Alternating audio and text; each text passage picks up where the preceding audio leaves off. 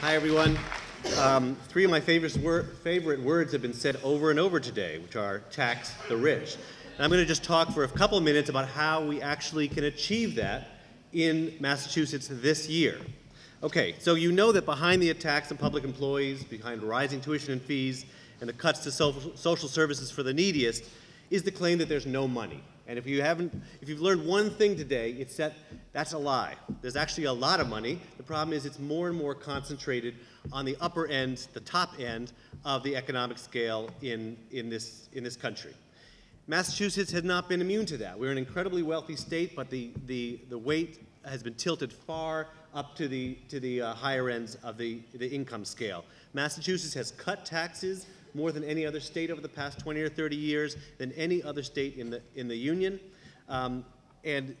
So the notion of Taxachusetts is just a lie. That no longer exists. We're in the bottom third on total taxation for our citizens. At the same time, corporations and the wealthy have gotten huge state tax cuts and federal tax cuts. So there's not a problem with money.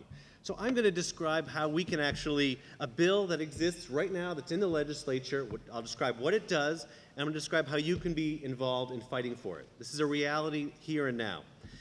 What I'll say one thing is that the best way to have a tax system is to have a truly progressive tax system, where people who are most able to pay at a higher rate.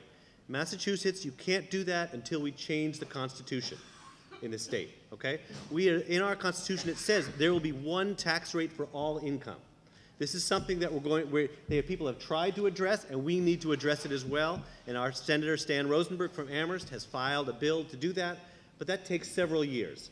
In the meantime, we have a way of doing that, of getting a more progressive tax system and raising more revenue for our communities, for our schools, for our colleges and universities within the existing Constitution. Okay, and the act is called the Act to Invest in Our Communities. And you can see in the packet, it's got all the information about the bill number in there, and it's filed and has many, many supporters, including our own representative from this town, Ellen Story. And what it does is it raises $1.2 billion every year, and actually more as the economy recovers and people hopefully have higher incomes and more people are working.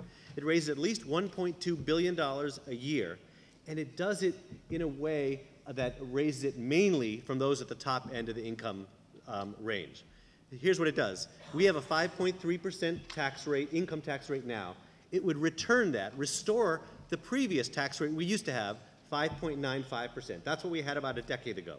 So it goes up, it's a flat tax, but what we do is we raise dramatically, almost double the personal exemptions that you can take on your taxes, individuals and or families. You could see the details in the handout. What that means is that for those at the lower end of the income scale, a greater proportion of their incomes are not taxed at all. So that's one thing it does, is it raises the rate but dramatically raises the personal exemption or family exemption.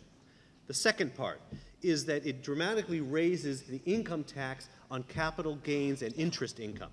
Now, some of you may say, wait a minute, I got a little bank account, I'm getting 0.05%, I'm getting a little interest. You're not getting interest the way other people are getting interest, okay? You're not getting capital gains the way other people are. Capital gains tax, income tax in this state is actually by far our most progressive tax, and it's paid mainly by the people at the top end of the scale. The combination of these two changes to the tax code would raise $1.2 billion, but people below family incomes of $62,000 would get a tax cut. It's very small, but they would be unharmed or get a very small tax cut. Most of the increase would come at the very top end, which is exactly the way it should be. At present, the poor pay much higher percentage of their income in taxes than do the wealthy.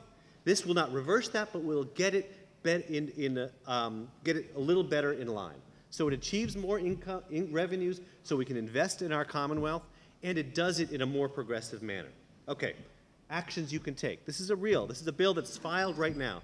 The very first thing is I want you to commit that exactly a month from today, you'll join the buses that we're going to hire or the carpools that we're going to create to go to the State House to fill the room. Gardner Auditorium is a big auditorium at the State House where there's going to be a hearing on this very bill. If there's 20 people there saying why they want to have this bill passed, forget it. We have to completely stop business as usual, have 1,000 people there. So I hope you'll commit on May 5th, 10:30 a.m. in Gardner Auditorium to be there. The second thing is call your rep and senator. And on the sheet, you can see that you can call them. It's great if you don't live in Amherst. If you call actually from your hometown where you came from. And the final thing is to get any group you belong to, your school committee, a select board, city council, town meeting, to endorse the bill. We're trying to have this be a mass movement across the state where everyone tells those legislators who say, oh, there's no interest in taxation, to tell them, actually, not only is there interest, but we demand it of you. Because right now they think if they try to push for taxes, they will be punished at the polls. Our job is to build a movement so that they will feel that they're going to be punished if they don't pass this progressive revenue bill. That's what we need to do. So show up on May 5th, call every single rep and legislator you know, and then also get every group you belong to, your city council, student government association, to endorse this bill so that we can actually get the kind of progressive taxes we need to invest in our communities. Thank you.